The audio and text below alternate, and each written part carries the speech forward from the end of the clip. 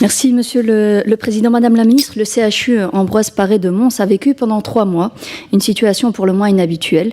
3 frères âgés de 12, 9 et 5 ans ont résidé dans le service de pédiatrie de cet hôpital. Sous la tutelle d'un juge de la jeunesse, ces 3 enfants victimes de maltraitance ont été placés provisoirement dans cette unité, faute de place dans un service résidentiel adapté à leurs besoins. Alors le manque structurel de place qui mine le secteur de l'aide à la jeunesse n'est pas nouveau et suscite à la fois la colère, l'incompréhension, mais aussi l'épuisement du personnel du secteur. Confrontés à cette pénurie, les personnels compétents n'ont d'autre choix que finalement de trouver des solutions provisoires à des situations pourtant complexes et profondes qui nécessiteraient une prise en charge qualitative et pérenne. Ce cas de placement de fortune, en tout cas, se multiplie parmi les témoignages que l'on peut recueillir sur le terrain. Et il faut en convenir, quel aveu d'impuissance pour un juge en charge de la jeunesse de placer une fratrie en détresse dans un service qui n'est pas préparé et qui n'est pas adapté pour cet accueil. Le personnel du service de pédiatrie témoigne du chamboulement qu'a provoqué finalement l'arrivée de ces 3 enfants. Et ils se sont attelés à combler finalement le mal, ils ont essayé de combler le vide qui a été laissé par l'institution. Après 3 mois passés à animer les couloirs de ce service, les enfants ont pu être accueillis dans un service adéquat.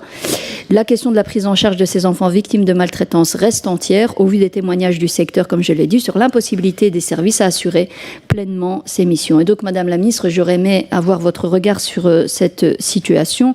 Est-ce que ce sont des situations qui ont tendance à se multiplier? Disposez-vous des chiffres du nombre d'enfants dans l'attente d'un placement et comment expliquez-vous les difficultés de placement? Quelles sont les mesures prises pour y remédier? Je vous remercie.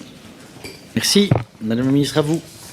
Merci Madame la députée. Comme on a eu l'occasion déjà d'en discuter à plusieurs reprises au cours des derniers mois, ben oui, c'est un fait, l'aide à la jeunesse traverse une crise. Le nombre de jeunes en attente d'une prise en charge, que ce soit en hébergement ou pour un accompagnement dans leur milieu de vie, augmente en raison de divers facteurs. Alors je vais citer l'augmentation du nombre de situations, la complexité des situations qui relèvent de l'aide à la jeunesse, et puis il y a des problématiques aussi importantes, vous l'avez esquissé dans votre question, je pense, des questions de santé mentale. Et les crises successives que nous venons de traverser ont eu des impacts qui sont non négligeables sur nos bénéficiaires. Au 15 mai 2023, sur base des informations transmises par les conseillers de l'aide à la jeunesse, les directeurs de la protection de la jeunesse et les juges de la jeunesse, plus de 1500 enfants sont en attente d'une prise en charge en hébergement pour toute la fédération. Alors c'est une situation qui me préoccupe beaucoup parce qu'elle a une répercussion directe sur le bien-être des enfants que nous devons protéger, mais également sur les travailleurs qui leur viennent en aide, tant dans les SAJ et les SPJ que dans les services agréés. Alors en attente d'une solution, ça ne veut pas dire qu'il n'y a pas une prise en charge qui est déjà amorcé, donc c'est un chiffre qu'il faut évidemment relativiser, mais en effet, il y a des attentes. Alors la place des enfants en danger n'est évidemment pas à l'hôpital, sauf s'ils ont besoin de soins. Des enfants qui sont pris en charge en milieu hospitalier pour un bilan médical et psychologique qui reste parfois plus longtemps que nécessaire, et ce phénomène est particulièrement marquant depuis 2022, soit la période tout juste après le Covid.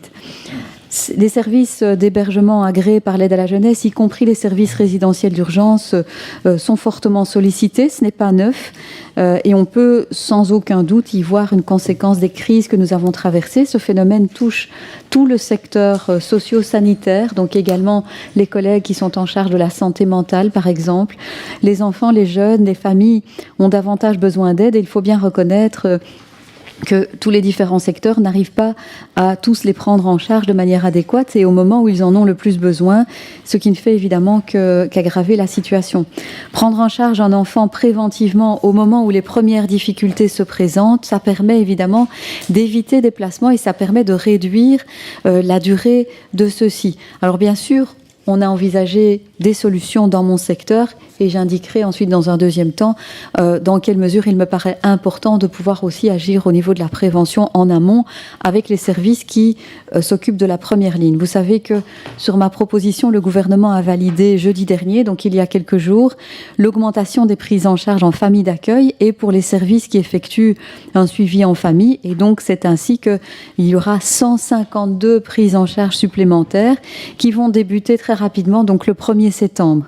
Et par ailleurs, nous continuons à explorer toutes les pistes qui permettent d'augmenter le nombre de prises en charge. Et je n'en fais pas un secret, je ferai une demande au conclave à l'automne parce que je sais qu'il y a également des besoins supplémentaires. Mais ça dépasse le cadre de l'aide à la jeunesse, je l'ai indiqué. C'est la raison pour laquelle j'avais convié les différents ministres concernés à une table ronde en février. Vous savez que quand il y a un problème de logement insalubre, un problème de santé mentale qui n'est pas pris en charge chez le papa ou chez la maman, eh bien oui, il y a plus de risques de placement. Et je dis toujours que le meilleur placement à mes yeux, et je pense qu'on en conviendra, c'est celui qui n'a pas lieu. Donc je pense qu'il faut pouvoir travailler de façon concertée et je n'arriverai pas à régler seul ce problème. C'est la raison pour laquelle j'avais invité mes collègues à une table ronde et je continuerai à solliciter mes collègues, à les conscientiser pour que chacun puisse intervenir dans le cadre de ses compétences, dans l'intérêt des jeunes.